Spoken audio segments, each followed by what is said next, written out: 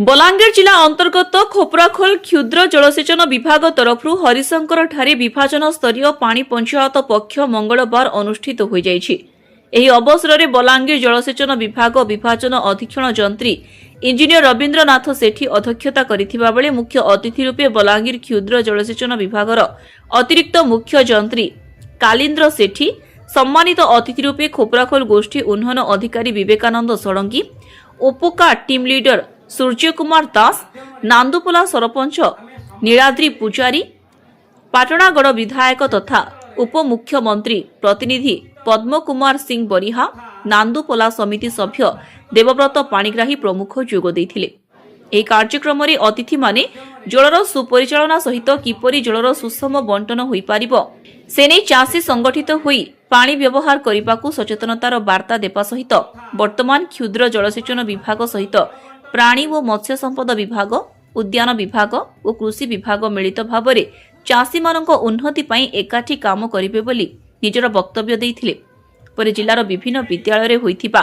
ତର୍କ ଓ ପ୍ରବନ୍ଧ ଲିଖନ ପ୍ରତିଯୋଗିତାରେ कृति प्रतियोगी मानक मानपत्र प्रदान करी संबर्धित करा जायथिला।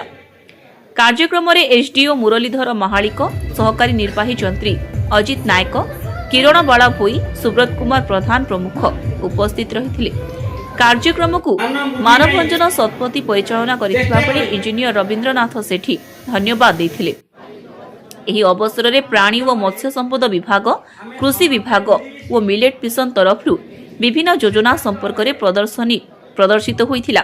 एही अवसर में विभिन्न विभागीय अधिकारी माने कृषि अधिकारी संतोष कुमार मेहर, प्राणी संपद अधिकारी डॉक्टर स्वप्नेश्वर नायक,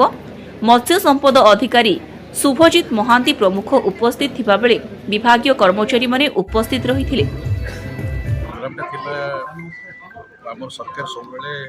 पानी पंचायत पक्ष पालन कर सब डिपार्टमेंट इंडिविजुअल आज आम आसी MI department program team leader आज जेन गोटे चाषी मान गोटे गैदरिंग होता संगे विभिन्न ऑफिस कर्मकर्ता आसते आम मंत्री प्रतिनिधि भी आसते सरपंच समिति सभी को आसिक योगदान देते बहुत बढ़िया आज प्रोग्रामटा है इन गोटे बार्ताटे गला जे आम के मिसिक सब प्रोग्राम गुड़ाक जेन आम सरकार जेन सुचारू परिचालना करें समन्वय रक्षा करके आगे बढ़वा तो आम आगे बढ़ी पार्मा आम चाषी मान कल्याण होगा उन्नति होगा बढ़वा इनकम जेनेरेशन अधिक है। 6 तारिख रु जनवरी 20 तारिख पर्यंत आम आम विभाजन स्तरीय पाणीपंच पक्ष पालन करूँ। आमर प्रिय सरकार मुख्य लक्ष्य होची जे किभली भाव में कृषि और कृषकर उन्नति साधित हेब, कृषकर फसल द्विगुणित त्रिगुणित हेब, जहाद्वारा कि से निजे ताको बिकी भांगी तार आर्थिक मानदंड सुदृढ़ कर समस्त को सुरुखुर खाद्य जोगेदेव। से कृषि जो कृषि तो मन को हेनी तार जलसेचन आवश्यकता रही कारण आम राज्य गोटे केते तो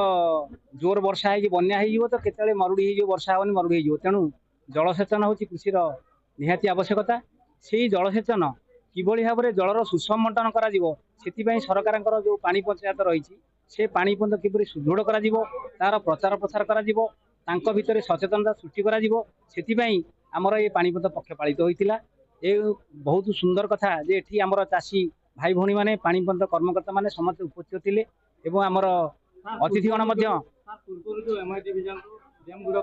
हाँ तार माने से को लोक माने रक्षणाबेक्षण अभाव अख्तियार कर नथुन ता ऊपर विभाग कोन करछि वर्तमान जोठी हमकु नजर को आसुची जे पानी पंचायतर अंडर हो बा आम विभाग अंडर जहाँ अच्छी जदि कौनसी जगार किए से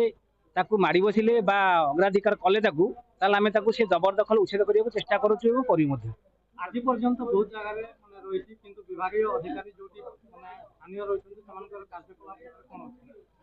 जहाँ आपड़ कहते जदि सेमती किसी उदाहरण अच्छी आप दयाकोरी मत जन दिंतु मु निश्चित प्रतिकार व्यवस्था करी तार समाधान करने चेष्टा करी। मुझे रवीन्द्रनाथ सेठी मोर हूँ क्षुद्र जलसेचन विभाजन बलांगीर मुझे अधीक्षण जंत्री। खोपराखोल गोपाल साहू रिपोर्ट टाइम्स 1 ओडिया।